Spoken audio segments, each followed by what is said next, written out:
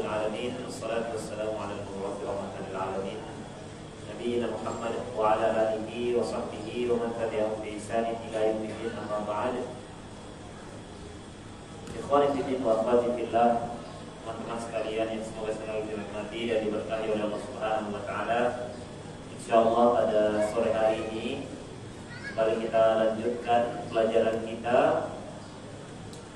membahas kitab Manhajus Salikin fi Tawdih Al-Fiqh fi Din karya Syekh Abdul Rahman bin Nasir As-Sa'di rahimahullahu taala. Kita masih dalam pembahasan mengenai fikih puasa, dan pada sore hari ini insyaallah kita akan membahas tema pembatal-pembatal puasa. Kita baca keterangan dari penulis rahimahullah.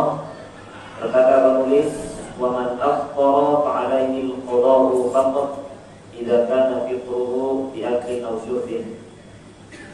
Barang siapa yang membatalkan puasanya, maka wajib baginya untuk mengqadha'nya. Wajib baginya untuk mengqadha'nya tanpa ada kewajiban yang lain apabila pembatal puasanya tersebut berupa makan, minum dan seterusnya. Maka di sini akan dijelaskan tentang dua pembahasan. Yang pertama tentang pembatal-pembatal puasa. Kemudian yang kedua kewajiban yang harus ditunaikan oleh orang yang batal puasanya. Yang pertama tentang pembatal-pembatal puasa. Karena puasa itu bisa batal. Puasa itu bisa batal sebagaimana hal ini sudah kita ketahui bersama. Bahwasanya puasa adalah kewajiban untuk menahan dari segala jenis pembatal-pembatal puasa. Mulai dari terbit fajar tatkala masuk waktu subuh hingga terbenam matahari atau masuk waktu maghrib. Maka kewajiban orang yang berpuasa adalah menahan dirinya dari segala hal yang bisa membatalkan puasanya. Di dalam buku ini penulis menyebutkan ada 6 pembatal puasa. Yang pertama diakli, yaitu dengan makan. Yang kedua ausyurbin, dengan minum. Ya, dua pembatal inilah yang menjadi pembatal utama ketika puasa yang paling kita pahami, ya, tidak boleh makan dan minum. Biasanya dari kecil kita diajari seperti itu. Gak ada yang diajari oleh orang tua kita pembatal yang lain, kan begitu. Tahunya kita makan dan minum itu pembatal puasa. Yang menjadi dua pembatal yang pertama bagi seorang yang berpuasa makan dan minum. Allah Subhanahu wa taala berfirman, "Wa kulu washrabu hatta yatabayyana lakumul khaytul abyadu minal khaytil aswadi minal fajr." Makan dan minumlah hingga jelas bagimu antara benang putih dan benang merah, yaitu fajar. Tsumma atimmus siyama ilal lail. Kemudian sempurnakanlah puasa sampai datang malam. Artinya Allah Subhanahu wa taala membolehkan kita untuk makan dan minum selama belum masuk waktu fajar. Tatkala waktu fajar telah tiba, maka makan dan minum adalah sesuatu yang terlarang bagi orang yang berpuasa. Artinya makan dan puasa ini menjadi pembatal puasa. Batal puasa. Termasuk di dalamnya kalau di pembahasan fikih puasa kontemporer itu segala hal yang semakna dengan makan dan minum. Yang paling populer pembahasannya adalah infus. Biasanya kalau infus itu membatalkan puasa. Karena di dalam kegiatan infus tersebut dia adalah pengganti makan. Biasanya kalau orang diinfus itu kan nggak perlu makan ya. Bisa nggak makan maksudnya, bisa nggak minum. Karena kebutuhan nutrisinya itu tergantikan dengan cairan infus tersebut, cairan nutrisi, vitamin dan seterusnya. Nah, itu membatalkan puasa. Adapun suntik, ya, suntik yang tidak mengandung makna makan atau tidak ada nutrisi yang masuk ke dalam tubuh, itu tidak membatalkan puasa. Seperti suntik vaksin, itu tidak membatalkan puasa. Vaksin COVID itu tidak membatalkan puasa.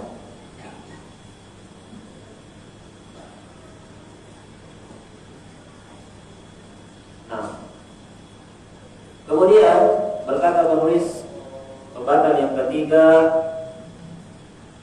au qai'in amdan. Demikian pula muntah dengan sengaja. Muntah dengan sengaja. Maka Nabi SAW bersabda, "Wa man istata'a 'amdan falyaqdi." Barang siapa yang menyengaja untuk muntah, menyengaja muntah itu ya kayak dimasukkan tangannya mungkin ya ke dalam mulutnya kemudian dimuntahkan, nah itu membatalkan puasa. Ada yang ketika muntah yang tidak disengaja, muntah tidak disengaja, misalnya mabuk, itu kan tidak disengaja sebenarnya, maka dia tidak membatalkan puasa. Tidak usah khawatir ketika antum adalah orang yang mudah mabuk perjalanan, kemudian safar, maka tidak batal puasanya dengan sekadar muntah. Baik. Itu yang ketiga. Yang keempat, berkata penulis al-hijamah, ya, bekam. Nah, menurut penulis bekam itu membatalkan puasa. Namun ini diperselisihkan oleh para ulama. Pendapat lainnya tidak membatalkan puasa. Dan ini yang banyak dikuatkan oleh para ulama kontemporer, dan kami sendiri cenderung pada pendapat ini, bahwasanya bekam itu tidak membatalkan puasa. Hanya saja sebagian ulama mengatakan bekam itu hukumnya makruh dilakukan ketika puasa karena dia bisa memberikan kelemahan pada tubuh. Kelemahan pada tubuh. Tapi ala kulli hal, bekam itu tidak membatalkan puasa. Ya. Menurut satu pendapat, dan kami cenderung dalam pendapat ini, sehingga termasuk di dalamnya donor darah. Jadi kalau antum puasa, donor darah itu tidak batal puasanya, insyaallah taala, ketika berpegang pada pendapat ini. Bagaimana sabda Nabi sallallahu alaihi wasallam? Anna Nabi sallallahu alaihi wasallam ihtajama wa huwa muhrimun wa ihtajama wa huwa shahid. Ini hadis diriwayatkan oleh Imam Bukhari. Bahwasanya Nabi sallallahu alaihi wasallam itu pernah berbekam ketika dia sedang berihram dan pernah berbekam ketika beliau sedang puasa. Makanya tidak mungkin Nabi membatalkan puasanya dengan sengaja. Sedangkan pada saat itu beliau puasa dan melakukan bekam. Baik. Kemudian yang ketiga, imna'u bimubasyarah. Ya. Mohon maaf, mengeluarkan air mani. Ini membatalkan puasa. Baik dengan ya berhubungan dengan istri ataupun sendiri. Mohon maaf, misalnya dengan anak misalnya, itu membatalkan puasa. Membatalkan puasa. Adapun kalau tidak sengaja, misalnya karena bermimpi,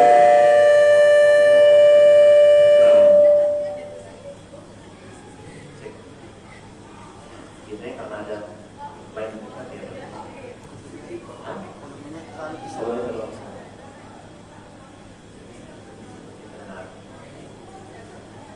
adapun kalau keluar tanpa sengaja, semisal mimpi basah, maka itu tidak membatalkan puasa. Jadi misalnya di siang hari tertidur kemudian mimpi, maka dia tidak membatalkan puasa. Atau termasuk juga tidak ada kewajiban untuk segera mandi wajib, tidak ada. Kecuali kalau masuk waktu sholat. Adapun yang membatalkan adalah apabila keluar mani dengan sengaja, baik karena berhubungan ataupun tidak. Ya. Berbeda dengan mandi. Kalau mandi tidak membatalkan puasa. Ya. Kemudian pembatal yang keenam, yaitu jima atau berhubungan intim suami dan istri. Ini membatalkan puasa. Ini tentu membatalkan puasa.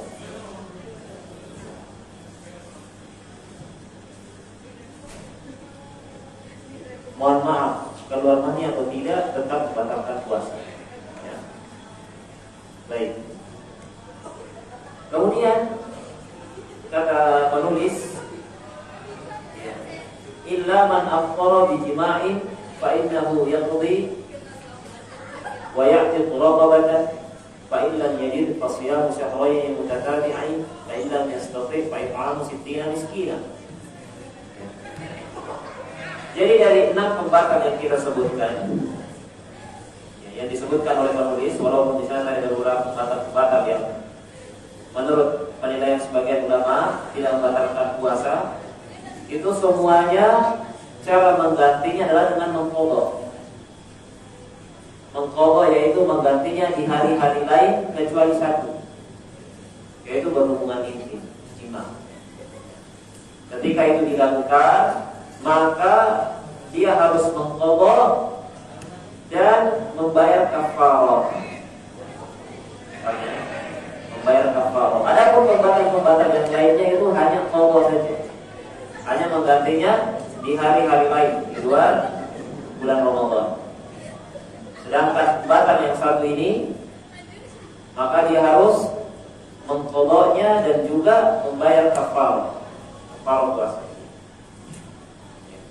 Hanya khusus satu ini, tidak dikiaskan. Misalnya, mohon maaf, ya, onani misalnya itu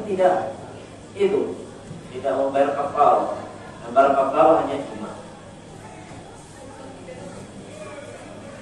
Apa kafarah? Bagi mereka, yang pertama, ya'tiqu raqabatan, dia membebaskan budak. Kalau di zaman sekarang, ya, mungkin sudah tidak ada budak. Ada yang budak-budak. Nah, kalau budak sudah tidak ada, ya, tidak ada budak sekarang.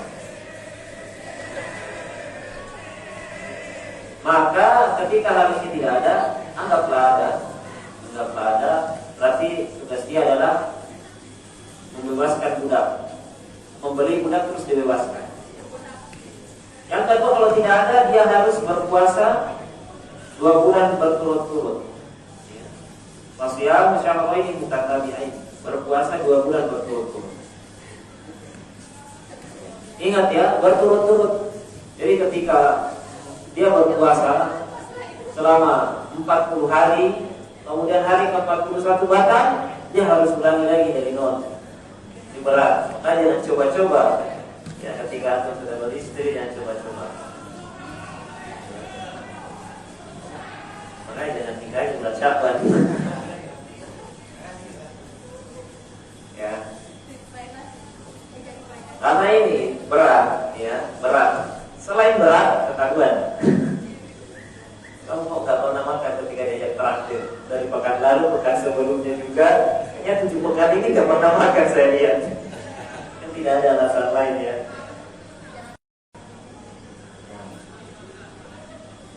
Kalau tidak bisa, misalnya mungkin karena sudah tua dan sudah dicoba. Saya totalnya ini sudah 100 hari puasa yang besar, tapi tidak berturut-turut. Saya 30 hari nggak kuat berbuka, 30 hari lagi nggak kuat sudah 60 tuh, 30 hari sudah 90, kayaknya emang nggak bisa Ustaz gitu. Dicoba dulu, nggak bisa langsung bilang 2 bulan itu kayaknya nggak bakalan bisa, nggak bisa. Apalagi kalau para pemuda masih kuat, pastinya ikut berpuasa, siapa suruh. Dia harus menjalani konsekuensi itu. Tapi kalau benar-benar dia tidak bisa, maka berikutnya dia harus it'amu 60 miskin. Dia harus memberi makan sebanyak 60 orang miskin.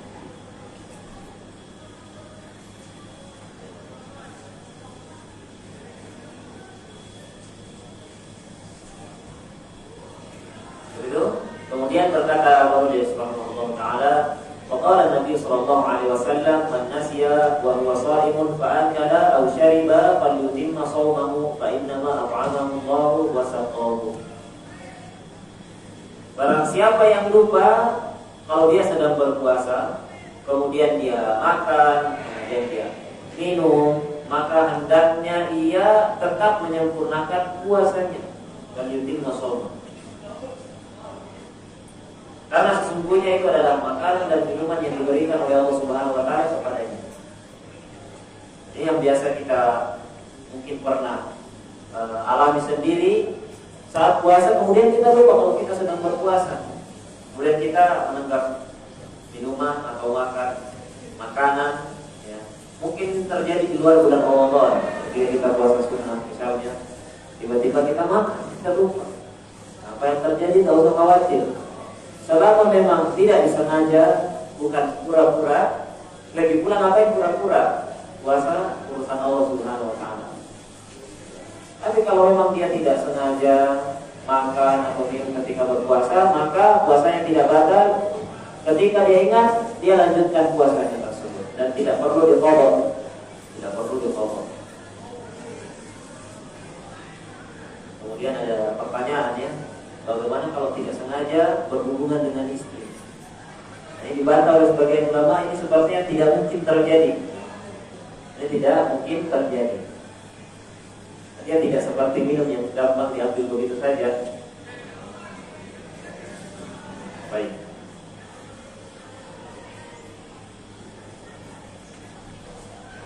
Demikian pembahasan tentang pembatal-pembatal puasa. Pembatal-pembatal puasa. Kesimpulannya ada beberapa tadi yang kita simpulkan sebagai pembatal puasa. Yang pertama, makan, minum, dan berhubungan intim. Ini 3 pembatal puasa yang paling utama, ya. Yang lain itu turunan dari ini. Misal infus, suntik, nutrisi dan seterusnya itu turunan dari makan, minum. Karena sebagian ulama mengatakan bahwasanya muntah itu tidak membatalkan puasa, baik sengaja atau tidak.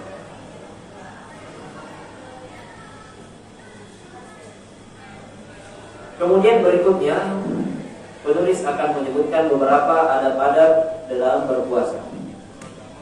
Yang pertama, berdasarkan sabda Nabi SAW, la yazalun nasu bi khairin ma ajjalul fitr. Diriwayatkan oleh Imam Bukhari dan Imam Muslim. Nabi SAW bersabda, umat manusia senantiasa dalam kebaikan selama mereka menyegerakan berbuka. Ya. Ini adab yang pertama, menyegerakan untuk berbuka puasa. Maka hendaknya bagi kita orang yang berpuasa, ketika azan dikumandangkan, segera berbuka. Segera berbuka. Ya, kalaupun azan tidak dikumandangkan, yang menjadi patokan waktu berpuasa itu bukan azan, tapi waktu. Hanya saja waktu fajar itu ditandai dengan masuknya waktu subuh, sehingga segera dikumandangkan azan subuh.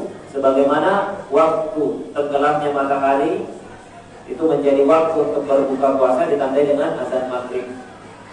Ketika waktu maghrib telah tiba, maka segera berbuka. Itu adalah sunnah Nabi SAW. Ya, kalaupun tidak segera berbuka, ya tetap sah puasa. Hanya saja dia tidak, atau dia luput dari salah satu sunnah Nabi SAW. Yang kedua, Nabi SAW bersabda, tasahharu fa inna fis sahuri barakah. Makan sahurlah, karena pada makanan sahur itu terdapat berkah. Yang kedua adalah makan sahur. Ya, makan sahur. Ini ada yang kedua, makan sahur. Bisa nggak berpuasa tanpa makan sahur? Bisa saja. Bisa saja. Dan misalnya makan sebelum tidur, ya kesiangan, ya berarti dia tidak bersahur. Tapi sah puasanya dia, ya sah selama malamnya dia berniat. Atau menurut sebagian pendapat, di awal bulan dia sudah berniat untuk berpuasa selama 1 bulan. Sah. Tapi hendaknya seorang mukmin itu bersemangat untuk melaksanakan sunnah ini, dan juga dia membantu dia untuk lebih bersemangat dalam menjalankan puasa ketika dia makan sahur. Dan sunnahnya ketika sahur menyegerakan apa mengakhirkan? Mengakhirkan sahur. Mengakhirkan sahur. Ya.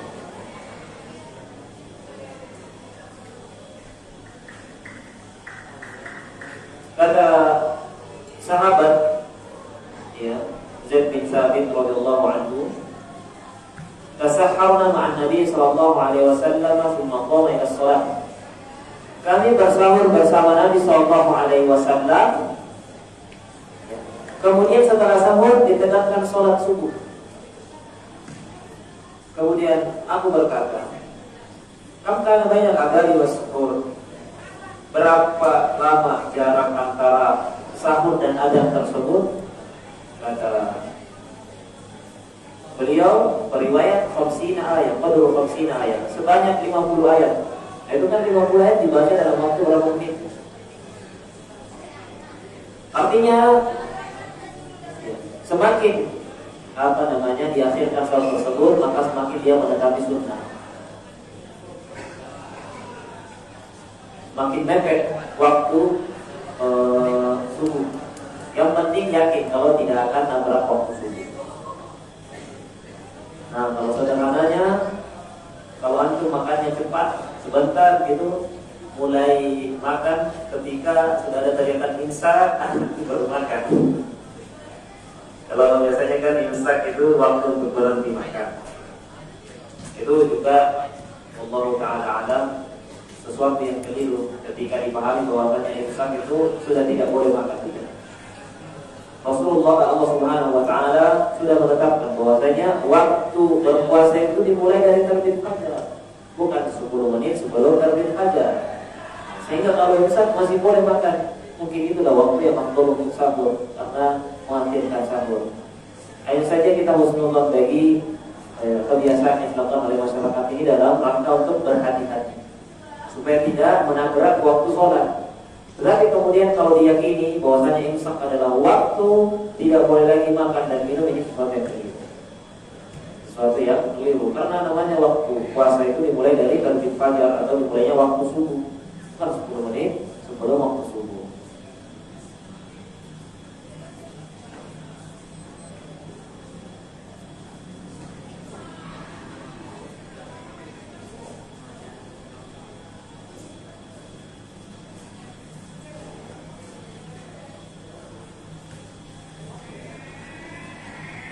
Para ulama membahas waktu sahur.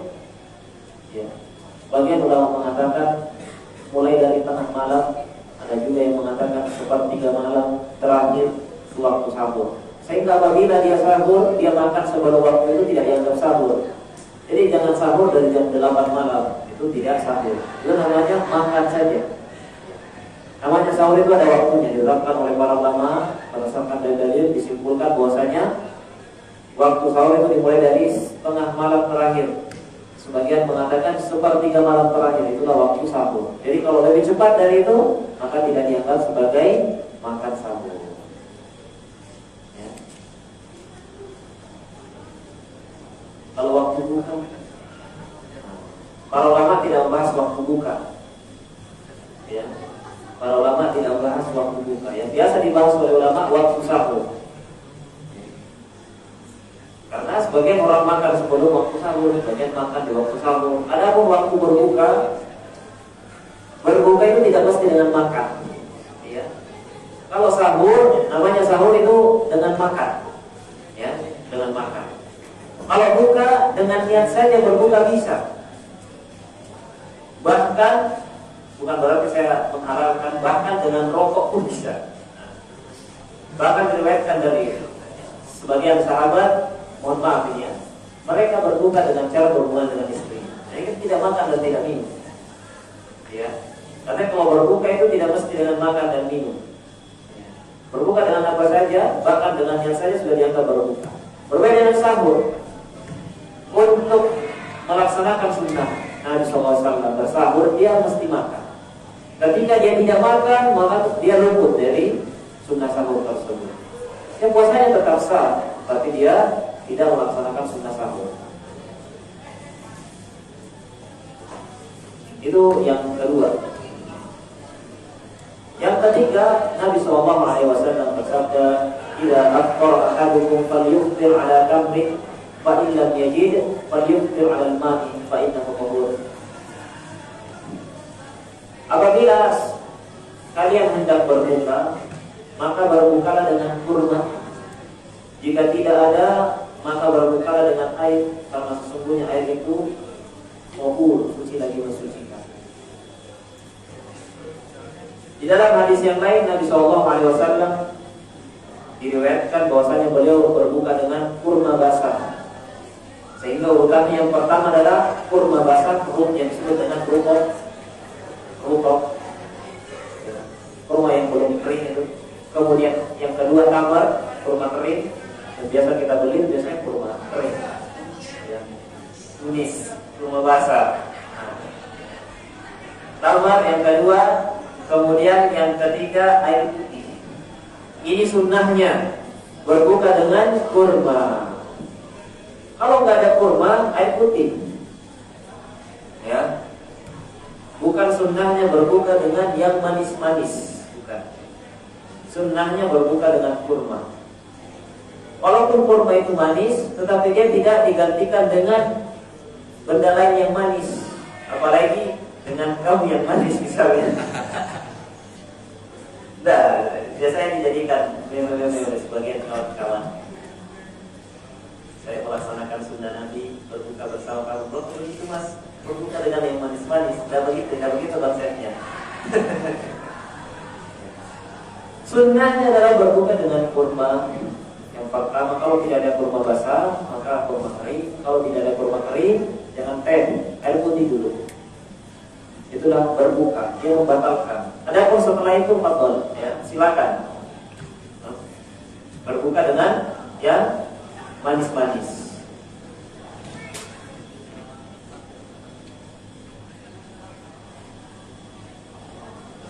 Maka setelah dia berbuka, dia membaca doa. Dzahaba al-ghamma wa batadatil qulub wa thabata al-ajru insyaallah ta'ala. Dia mulai dengan bismillah, ya. Kemudian dia makan kurma, ya. Nah, lalu dia baca doa. Itu urutannya. Ulama dikatakan oleh para ulama. Jadi dia basahi dulu tenggorokannya dengan makanan, dengan minuman, pembatal puasanya, lalu dia membaca doa buka puasa tersebut. Baik. Berikutnya Nabi SAW bersabda, berarti yang keempat, ya. Adab yang keempat, kata Nabi, "Man lam yada' qaula az-zur wal 'amala bihi falaysa lillahi hajatun fi an yada'a ta'amahu." Rawahu Bukhari.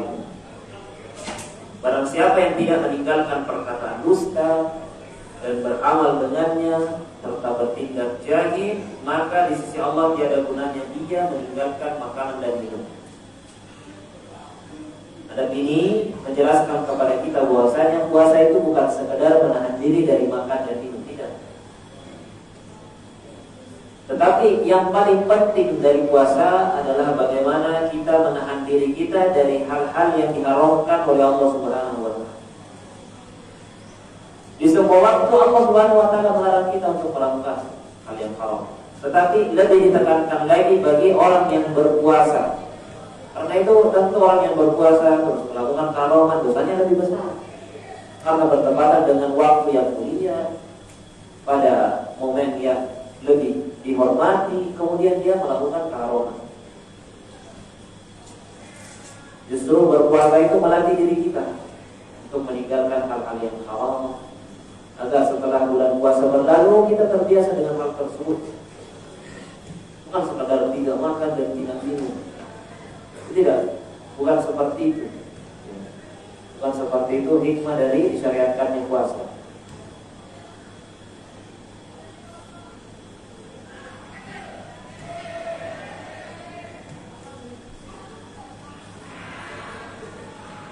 Hendaknya puasa itu diisi dengan berbagai macam ibadah, bukan juga dengan tidur sepanjang hari. Tidak ideal puasa yang seperti ini, walaupun sah, tetapi dia terluputkan dari banyak pahala bisa didapatkan bagi orang yang berpuasa di bulan Ramadan. Baik. Kemudian berkata penulis rahimahullah taala, beliau membawakan sabda Nabi sallallahu alaihi wasallam, "Man mata wa alaihi siyamun shoma anhu waliyuhu." Barang siapa yang meninggal sedangkan dia masih memiliki hutang puasa, maka hendaknya walinya berpuasa untuk menggantinya. Tetapi para ulama mengatakan, sebagian ulama mengatakan ini bagi puasa nadar. Atau sebelum itu para ulama merinci. Apa maksud dia mati meninggalkan puasa?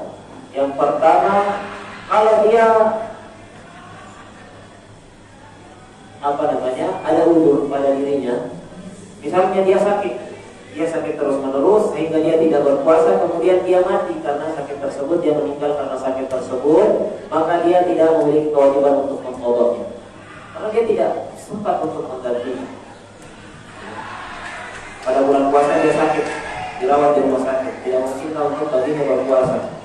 Hingga bulan Syawal, bulan Dzulqa'dah dia terus di atas sakitnya, kemudian dia meninggal karena mengidap penyakit tersebut, maka dia tidak wajib untuk mengganti.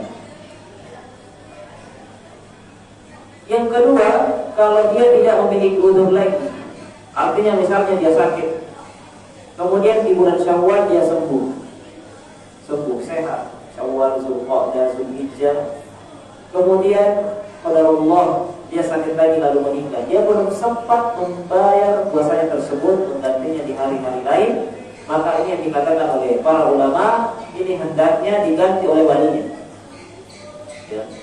Karena dia sebenarnya sempat untuk menggantinya, membayarnya di hari-hari lain, tetapi dia tidak lakukan tersebut, dia tunda hingga kematian menjemputnya.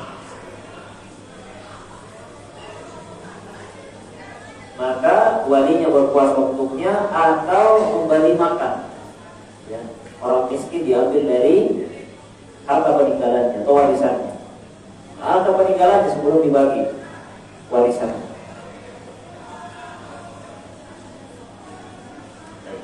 Jelas ya?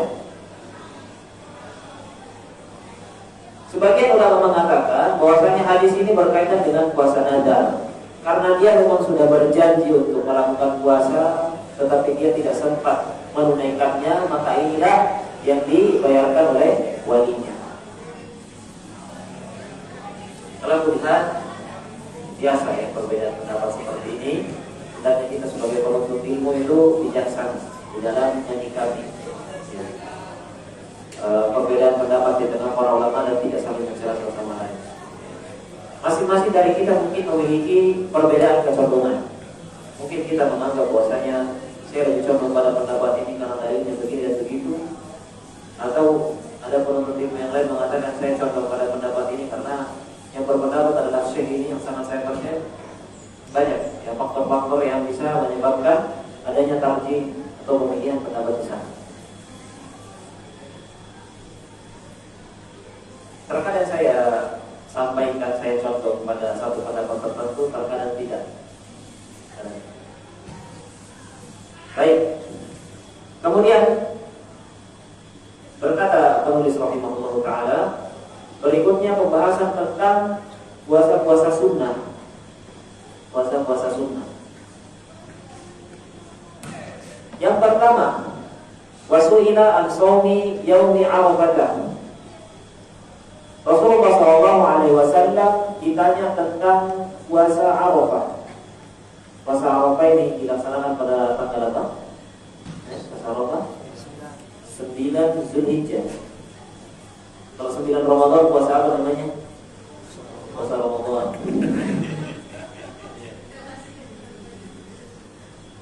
Kalau 9 Muharram Tasu'a. Nanti ada. Yang pertama adalah puasa Arafah pada tanggal 9 Zulhijjah. Kata Nabi SAW tatkala beliau ditanya tentang puasa Arafah, Beliau mengatakan yukaffiru sanatal madiyata wal baqiyah, menghapuskan dosa setahun sebelumnya dan dosa setahun yang akan datang. Ini keutamaan yang besar untuk puasa Arafah. Kira-kira gimana kalau bulan Ramadan? Itu lebih besar. Secara umum, amalan wajib itu lebih besar ganjarannya daripada amalan sunnah. Ketika Allah Subhanahu wa taala atau Nabi sallallahu alaihi wasallam mengatakan bahwasanya salat sunnah fajar 2 rakaat itu khairun minad dunya wa ma fiha, lebih baik daripada dunia dan seisinya, berarti salat subuh itu lebih baik lagi. Kadang-kadang mungkin tertipu ya, karena ada hadisnya secara tegas tentang keutamaan 2 rakaat salat sunnah fajar. Dia bersemangat di situ khusyuk, tetapi ketika salat subuh tidak khusyuk. Padahal secara umum amalan wajib itu lebih besar kedudukannya, keutamaannya. Jadi ya, puasa Arafah menghapuskan dosa setahun yang lalu, setahun yang akan datang. Tentunya kita bersemangat ya melaksanakan puasa sunnah ini. Kalau kita tidak sanggup puasa rutin, misalnya Senin Kamis atau Ayyamul Bid, ya, maka minimal puasa-puasa yang datang tahun sekali ini kita tidak luput. Ya, kita tidak luput. Puasa Arafah, puasa Asyura itu tidak luput. Sekali dalam setahun selain bulan Ramadan, keutamaan yang besar bisa menghapuskan dosa setahun yang sebelumnya dan setahun yang akan datang. Siapa pula dari diri kita yang tidak memiliki dosa. Ini Allah Subhanahu wa taala menurunkan syariat yang dalam tanda kutip instan untuk menghapuskan dosa-dosa kita. Jangan luput, jangan sampai luput. Kalau lupa bangun makan sahur, puasa, tetap puasa. Baik. Kemudian yang kedua, Nabi sallallahu alaihi wasallam juga ditanya. Wasu'ila an shaumi yaumi Asyura. Beliau ditanya tentang puasa Asyura pada tanggal berapa? 10 Muharram. 10 Muharram. Ya, kata Nabi sallallahu alaihi wasallam, yukaffiru sanatal madiyah, menghapuskan dosa setahun yang lalu. Tentu apabila datang hadis menghapuskan dosa ini dan itu, berarti dosa yang dimaksud adalah dosa kecil. Dan dosa besar itu hanya terhapus apabila kita bertobat kepada Allah Subhanahu wa taala. Tapi siapa pula dari diri kita yang tidak memiliki dosa kecil? Pandangan kita diubah, lisan kita berbicara tanpa diukur, tangan kita memegang yang mungkin tidak halus untuk dipegang. Ini dosa-dosa yang kadang kita tidak sadari sehingga kita tidak sempat bertaubat. Maka datanglah amalan-amalan yang bisa kita maksimalkan untuk menghapuskan dosa-dosa kecil tersebut. Ya, istighfar, puasa, sholat-sholat sunnah kita, itu amalan-amalan bisa menghapuskan dosa. Dan mengikuti puasa Muharram, yaitu yang disebut dengan puasa Tasu'ah, puasa pada 9 Zulhijjah, dalam rangka untuk menyelisihi Yahudi. Karena Yahudi itu dia juga puasa pada tanggal 10 Muharram. Nah, maka dalam bentuk menyelisihi Yahudi, kita melaksanakan puasa Tasu'ah. Nabi SAW memerintahkan umatnya untuk melaksanakan puasa Tasu'ah, walaupun Nabi sendiri tidak sampai umurnya. Karena setahun sebelum wafat, beliau baru menyuruh umatnya untuk melaksanakan puasa Tasu'ah. Tahun depan sebelum 9 Muharram tiba, beliau sudah wafat. Puasa Tasu'ah. Yang ketiga, puasa Senin. Puasa Senin. Kata Nabi SAW ketika ditanya tentang puasa Senin, "Dzaka yaumun wulidtu fihi wa yaumun bu'istu aw unzila 'alayya fihi." Hari Senin adalah hari di mana aku dilahirkan, hari di mana aku diutus, dan hari di mana diturunkan wahyu kepadaku. Ini keistimewaan hari Senin. Ya. Termasuk yang keempat, puasa Kamis.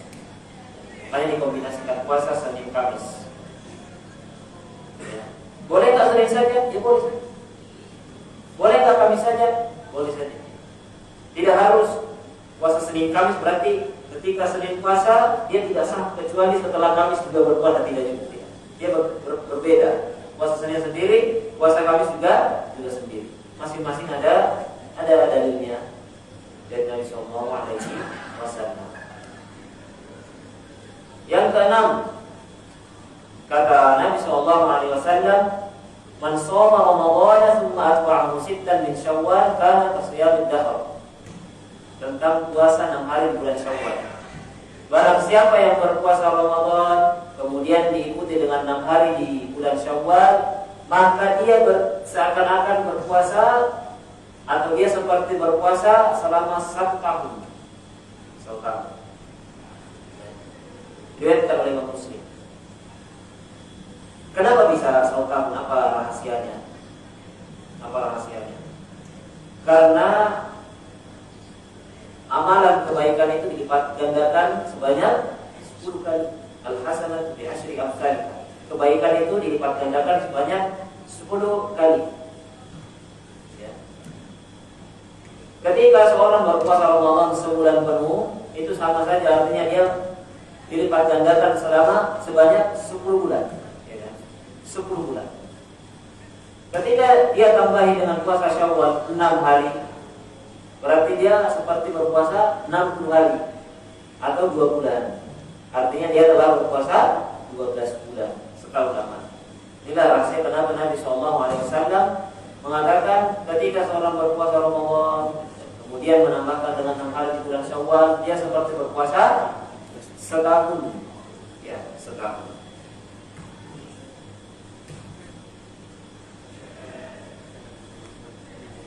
Berikutnya, sebagian ulama mengatakan, jadi kalau misalnya ada puasa yang batal, misalnya puasa batal, maka terlebih dahulu diqadha dulu puasanya. Terlebih dahulu diqadha dulu puasa. Kecuali kalau memang uzur ya, seperti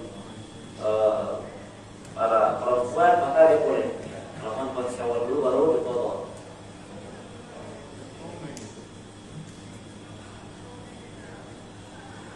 Kemudian berikutnya yang ketujuh, berkata Abu Dzar radhiyallahu anhu, "Amarna Rasulullah sallallahu alaihi wasallam an nasuma min asy-syahri 3 ayyam." Rasulullah sallallahu alaihi wasallam memerintahkan kami untuk berpuasa dalam setiap bulan 3 hari. Puasa 3 hari setiap bulan. Ya. Dan 3 hari tersebut bebas di mana saja. Mau di awal bulan, mau di tengah bulan, mau di akhir bulan, mau berturut-turut atau dipisah. Karena nanti ketika seorang selalu melakukan puasa 3 hari dalam setiap bulan, itu juga sama seperti puasa setahun. 3 hari setiap bulan 10 kali berarti sama dengan 30 hari. Nah, ketika dia setiap bulan berpuasa, berarti dia juga berpuasa sepanjang tahun. Namun yang afdal, dia meletakkan 3 hari puasa tersebut pada tanggal 13, 14, 15 Hijriah. Itulah yang kemudian disebut dengan puasa Ayyamul Bidh. Ayyamul Bidh.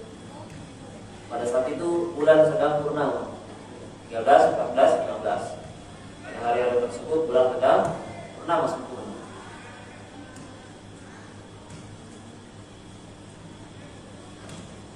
Kemudian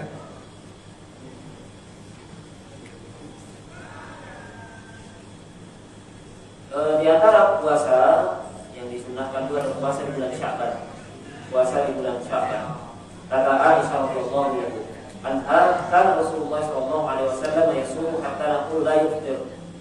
Rasulullah sallallahu alaihi wasallam itu berpuasa pada bulan Sya'ban sampai seakan-akan kita katakan dia enggak berbuka. Artinya dia sering berbuka puasa, sering berpuasa. Nabi sallallahu alaihi wasallam sering berpuasa pada bulan Sya'ban.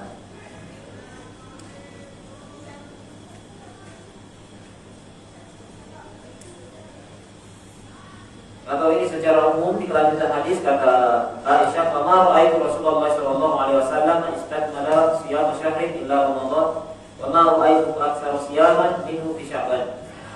Tidaklah aku pernah melihat Rasulullah SAW menyempurnakan puasa sebulan penuh kecuali di bulan Ramadan saja. Dan tidaklah aku melihat Nabi SAW banyak melakukan puasa selain bulan Ramadan tentunya, kecuali di bulan Sya'ban. Artinya Nabi SAW sering melakukan puasa sunnah di bulan Sya'ban. Berikutnya puasa-puasa yang haram dilakukan. Yang pertama puasa pada hari Id. Hari itu puasa. Baru buka kamu baru puasa. Haram. Kata Nabi SAW atau diriwayatkan dari Nabi SAW, naha sallallahu alaihi wasallam an siyam yaumain, yaumil fitri wa yaumin nahar.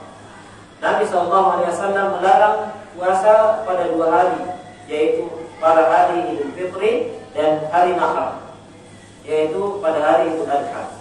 Itu tidak boleh puasa. Haram hukumnya berpuasa pada hari tersebut. Yang kedua, ayyamut tasyrik, hari-hari tasyrik, yaitu tanggal 11, 12, 13 Zulhijjah. Kata Nabi SAW, ayyamut tasyrik, ayyam aslin wa syurbin wa dzikrillah. Hari-hari tasyrik itu adalah hari-hari untuk makan, minum, dan berzikir kepada Allah Subhanahu wa taala. Jangan puasa pada hari-hari tersebut.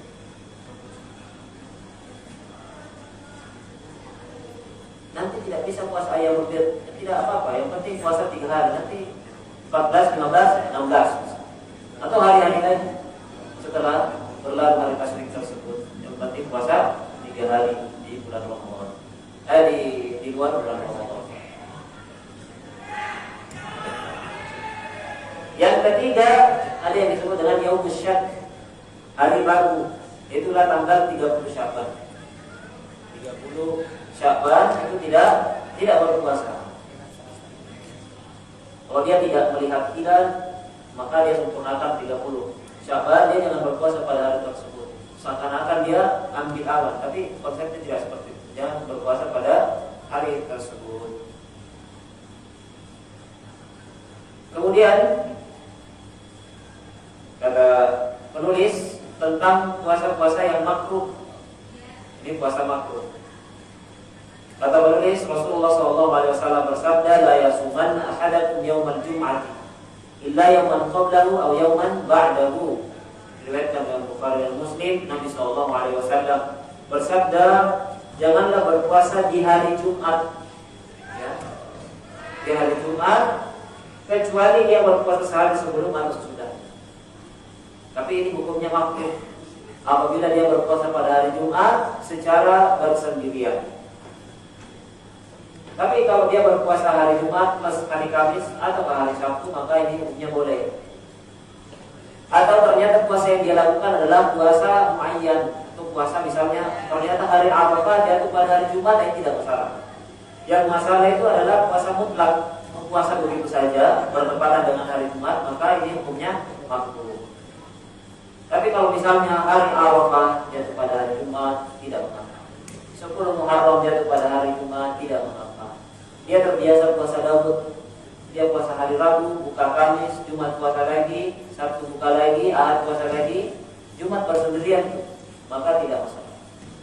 Yang masalah itu ketika dia berpuasa hari Jumat secara khusus. Nah, ini puasa yang hukumnya makruh.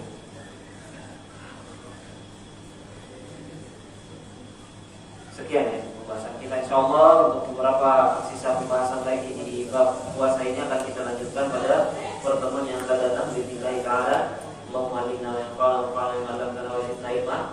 Kalau ada pertanyaan di sisa waktu kita, saya persilakan. Udah? Ya.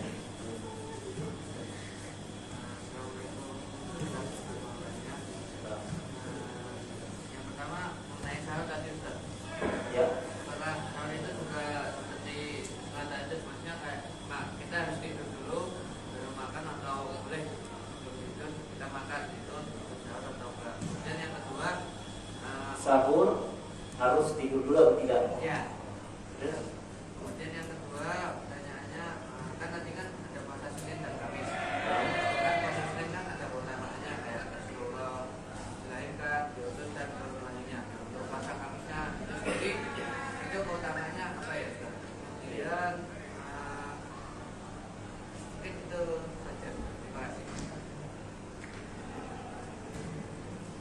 Baik, yang pertama, apakah sahur itu harus tidur terlebih dahulu? Tidak. Ya. Yang penting pada waktu sahur.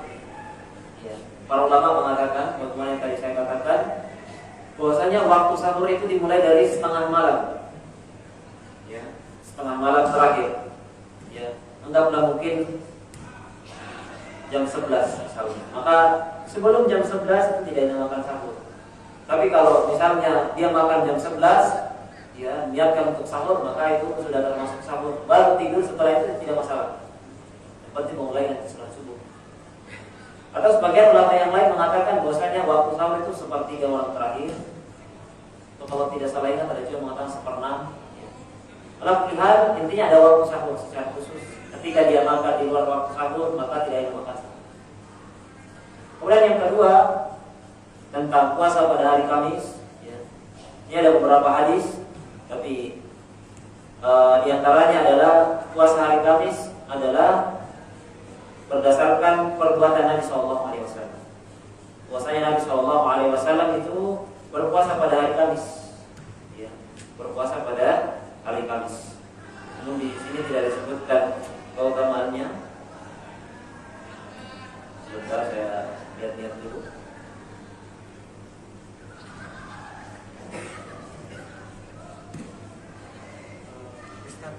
Fatul Mekah itu di hari Kamis juga kan? Apa? Fatul Mekah, penaklukan Mekah. Fatul Mekah. Iya, itu di hari Kamis Pak Mas. Nah, terus? Itu jadi apa namanya? Ya jadi peringatan bahwasanya hari Kamis itu untuk berbahagia ya berpuasa. Terus saya, Wallahu a'lam. Ini saya tidak apa namanya, belum mendapatkan keterangan dari para ulama kalau hari Kamis itu untuk Fatul Mekah, tapi coba saya pastikan dulu ya.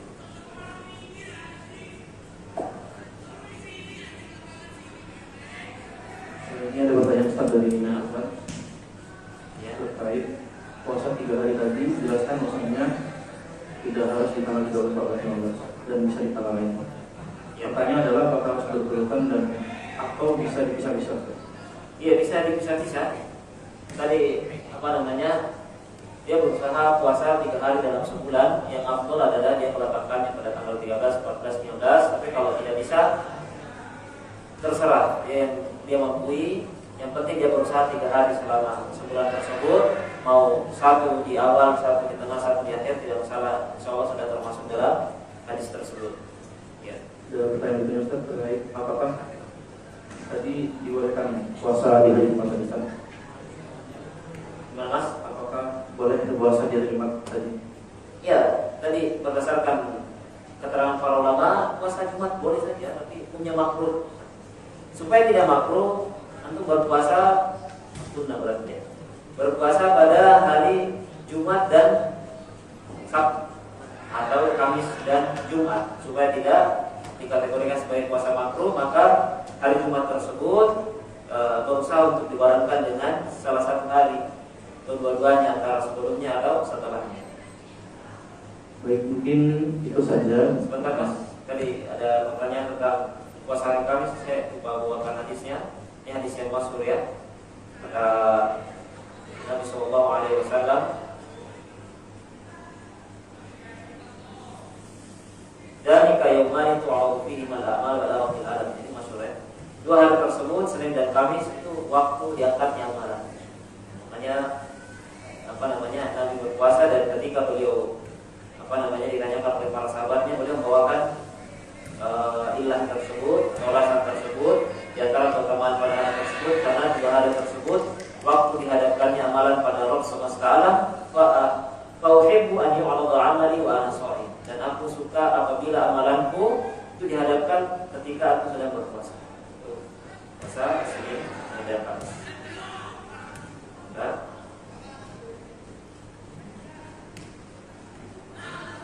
Baik, sampai situ. Baik, terima kasih pada Ustaz kami Jaluddin sudah berkata atas materi yang telah disampaikan.